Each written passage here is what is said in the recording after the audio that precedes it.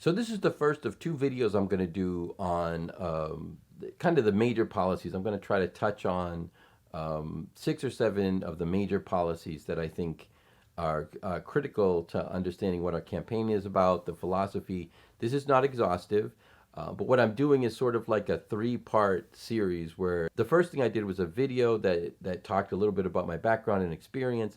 This is going to talk about three areas of policy that I think are really important and sort of so woven together that they're impossible to disentangle. And then I'm gonna, in the third video, touch on a few other topics. So, in this one, I'm going to talk about economic justice. I'm going to talk about public safety and housing, and that's the order I'm going to talk about them in, but not the order of priority. So before I go too much further, please like and share and subscribe to this YouTube channel. Follow us on Facebook and Twitter and Instagram. Please go to our website and sign up if you're interested in signing up. You're going to see we're going to have particulars for our handles on social media. I'm going to prompt you a couple times to subscribe and to visit the website. Just please engage as much as you can, because the more you engage with me, the more I'm able to take your issues and bring them to the forefront. And that's going to force everybody, not just us, but everybody in the race to talk about the things that you care about. Housing and public safety really are at least of equal importance. I go back and forth on this. In a lot of ways, I feel like what's happening with our housing really drives everything else that's going on in the ward. But at the same time, I know when I talk to people, when I'm knocking doors and having conversations with folks, what I'm hearing over and over again is public safety. People are so worried about their personal safety, and I want to make sure that you know that I'm hearing you tell me that. So, housing insecurity and public safety are big issues. I think economic justice is the way I'm looking at them. That's the frame I'm using. So I want to start by talking about that. So I'm going to begin there. I'm just going to say as an aside, what I am not spending much time on directly is the development of the Obama Center, but a lot of the economics in our communities right now are driven by that particular project and the impact it's had, especially on the housing market. So, what the other kind of big factor that I will talk about right away is the pandemic. And I think there's been a lot of effort to sort of normalize where we are now, which is meant to be post pandemic. Certainly, it is, we are past the greatest kind of crisis point that we reached in terms of the pandemic, but we are still dealing with a lot of fatalities, a lot of infections. Um, Most importantly for us, we're out of the period when the governor shut down the economy essentially of the state. Rightly so. I mean, made people stay in so we didn't infect each other. We didn't have much higher rates of mortality. That it's not a criticism to say he shut down the economy. It was necessary, but the consequences are far-reaching, and a lot of our neighbors are still struggling with those consequences today, and we need to be mindful of that. So when we talk about justice, we talk about justice in the context of where we are today. I want to say, first of all, that my understanding of the policy needs of our country have developed since my race in 2019, where I did talk about redistributive justice. I did talk about sort of giving everybody a fair shake, but having special interest in communities that seemed hardest hit. I did not talk as much about reparations as I'm going to talk about in this campaign cycle. I have gotten very involved in the national reparations movement. I will say right away for people who are part of that movement or interested that my brand of that policy is federal in scope. I believe a debt is owed to the descendants of enslaved black American citizens. So I'm talking about a specific lineal group, a lineage. And then I believe that that's because it is a debt, a payment, which means cash that must be paid to those folks. That is not local policy. In fact, you cannot, in my view, make any local policy reparations in good faith. You're just using kind of the branding of something that is a federal program in nature. So I believe in local reparative justice. I believe in local economic justice, but I'm talking about reparations because I think that you take that understanding that we have a group of people, and this is a huge part of our ward. 58% of the Fifth Ward is black, and overwhelmingly, those are this particular group of people who I'll refer to as freedmen. And I'm making a distinction between that group and folks who have immigrated since emancipation and come to this country, who are also treated, there's discrimination across the board. Lots and lots of groups have a right to redress. They have been mistreated, and they should, they should have the right to sort of petition for some sort of a recompense for that. I'm talking about a specific group, which, in my view, and a lot of scholarship and a lot of other advocates back me up, have been not only disproportionately impacted, but not compensated, not given redress. And in every moment in American history, when we have been at an intersection where we had to serve the American people with some kind of a policy that provided resources in a unique way, we have found a way to push out freedmen. We have found a way to disproportionately provide resources to white Americans. Other folks got less. Freedmen got nothing. And that happened over and over and over again, whether you're talking about Social Security or giving out land or the GI Bill. There are lots of examples. Even unions, which were meant to organize all labor, left out black folks over and over again. So the cumulative effect of this is that in communities like ours, we have to recognize that, and we have to see that as part of a pattern. And when we're trying to make policy, use that as a guide. And I think the place where you really see this in Chicago is in housing. And we're going to talk about that more in a minute. But I do want to say, when we're talking about economic justice, a really good example of how you take that reparations frame and bring it locally is that there's a pattern of discrimination, housing discrimination against freedmen, specifically in this city, and that's something that has to be addressed. Another place where you see that is employment, and this is a huge challenge in terms of the economics of our ward. The numbers vary, but citywide, there's like maybe a 6.5% unemployment rate, and locally, it's at least 15%. We have a very high unemployment rate, and a lot of that, again, we can see if you look historically, includes prejudicial practices against black folks. So this is, economic justice should be a foundation, so you don't just say the economy isn't doing what we think it should. Let's figure out a way to, raise all boats, lift all boats through economic policy. But you recognize that some of the problem that you have, why is our city at a, much lower unemployment rate than the South and West sides? Well, you start to look at demographics and you recognize that there are patterns there.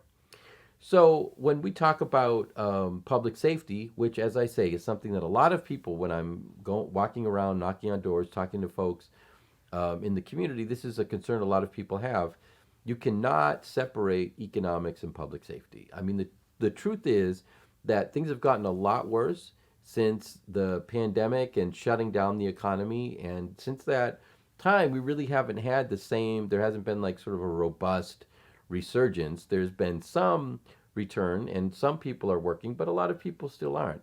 And so what you really need to do is think about how economic policy impacts public safety. And it's a simple fact that crime is driven by employment. When people don't work, crime goes up, and that's not surprising.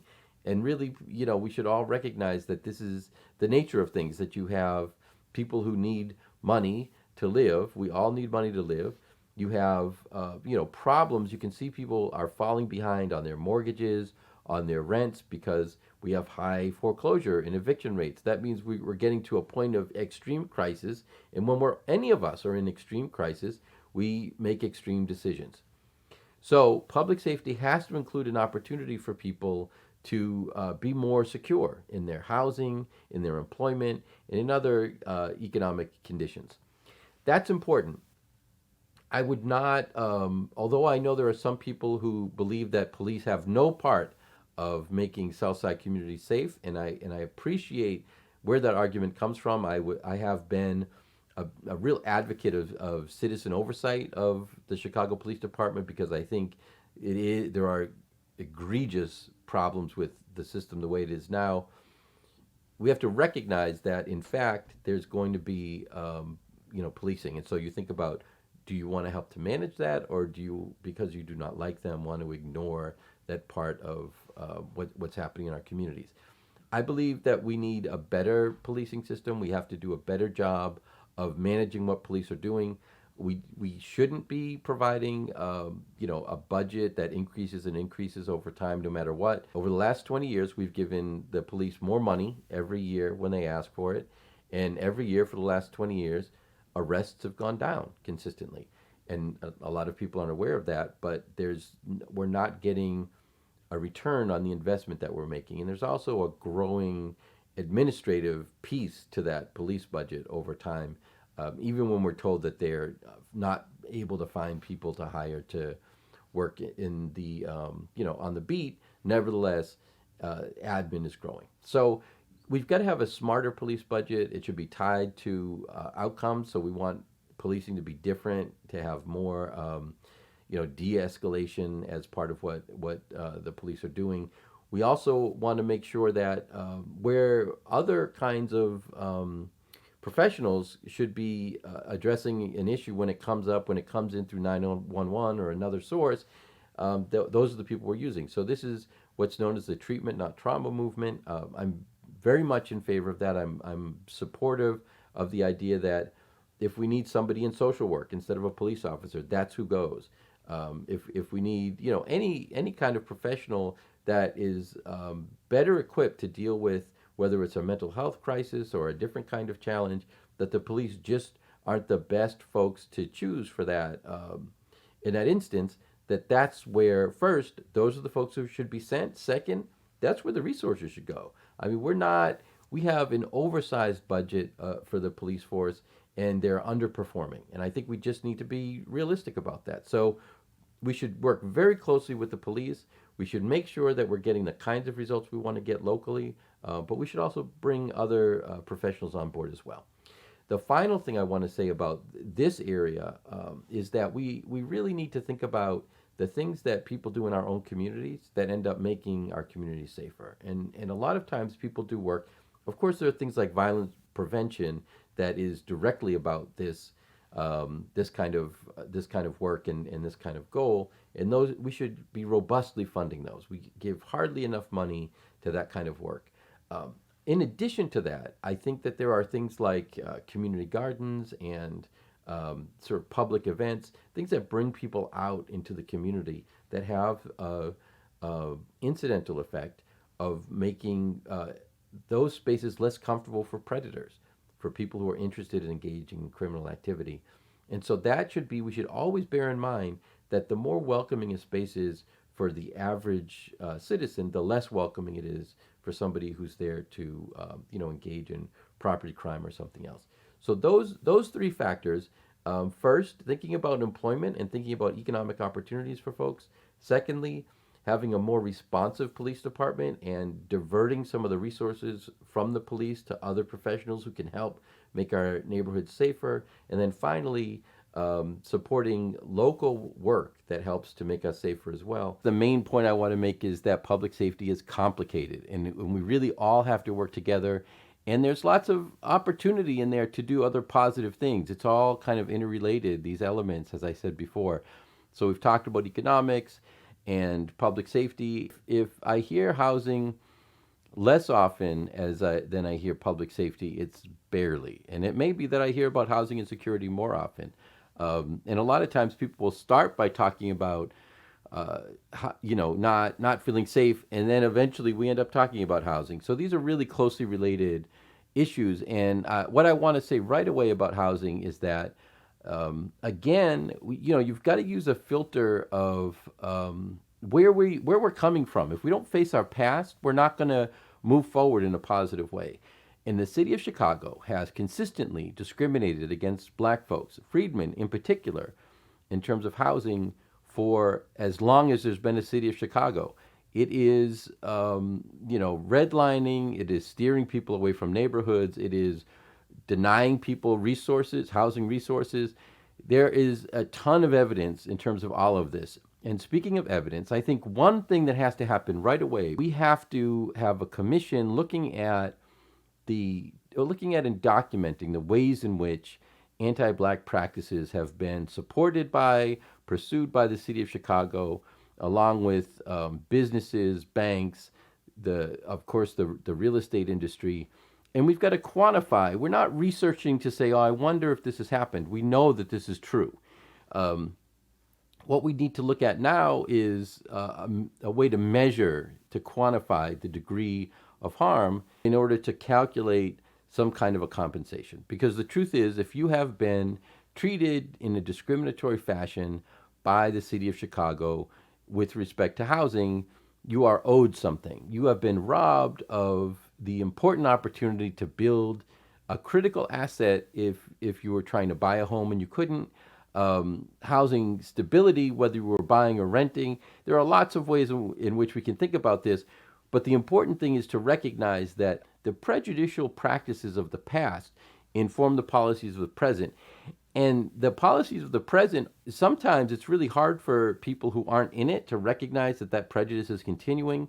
And then we look back and we say, oh, right, we were, again, we were prejudiced. So, we are dealing with this problem today. People are making decisions based on race today in terms of how they invest, where they invest, how they treat different kinds of tenants. What we're talking about is patterns of behavior and whether there should be consequences for that. And I believe that there should be.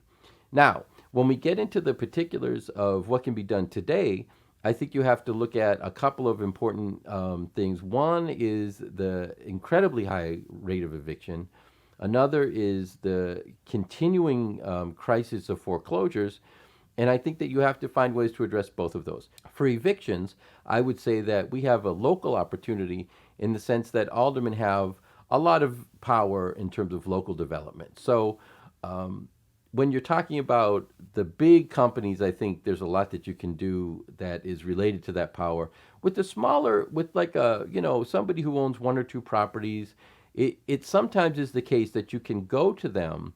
If a tenant does not have a lot of power or influence, they may be sort of run over by a landlord. And that's just sort of how it's done. The pressure to get somebody out if they're behind on their rent, that's how some people behave.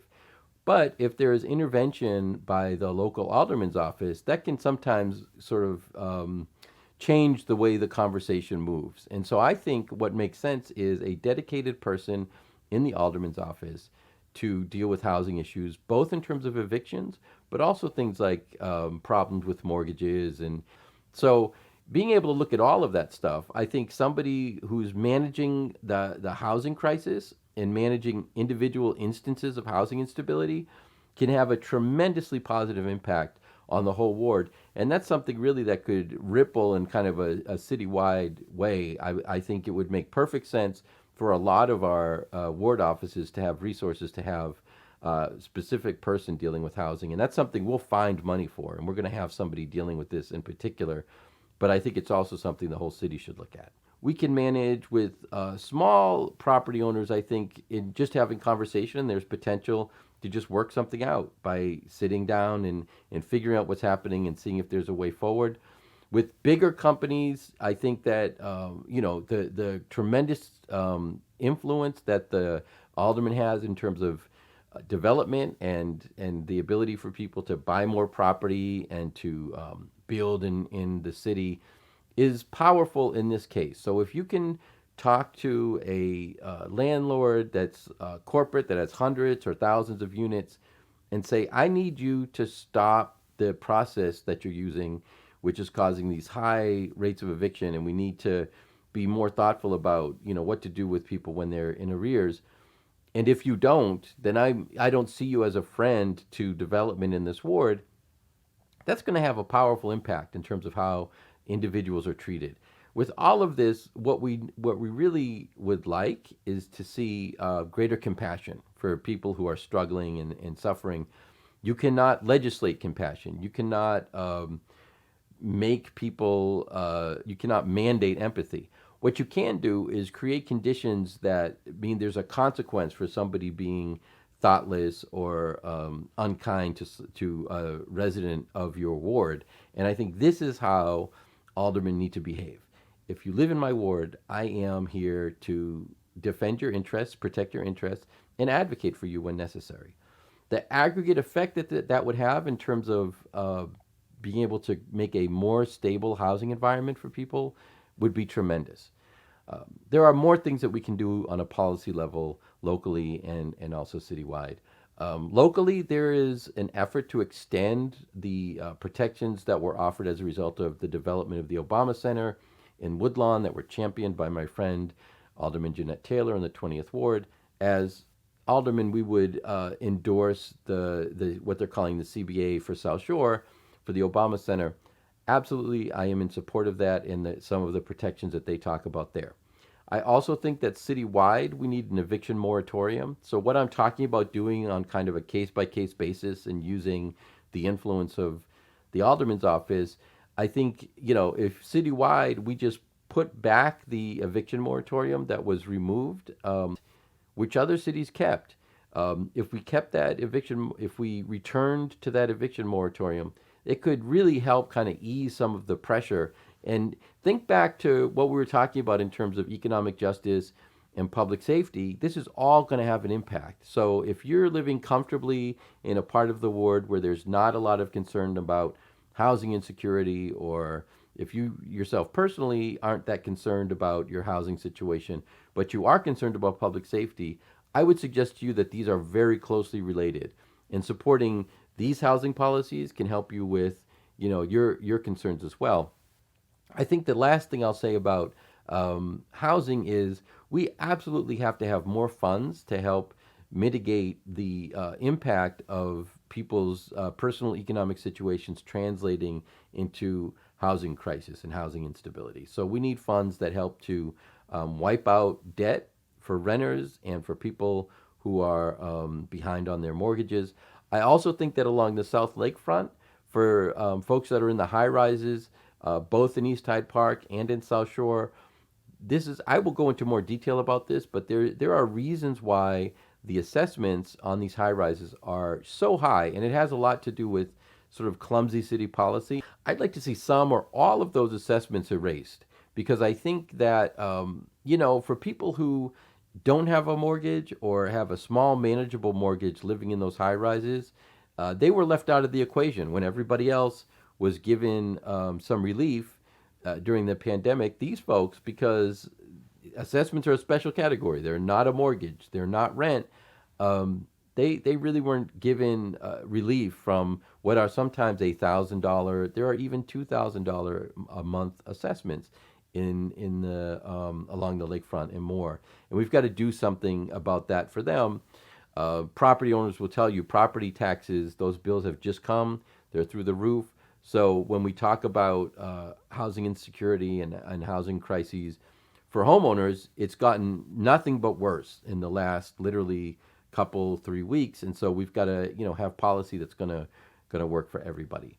Housing, public safety, economic justice, all of this has to do with how we think about the purpose of city government and whether economy just sort of runs on its own and we should leave it alone, or whether we're getting involved. The truth is, there's always a thumb on the scale.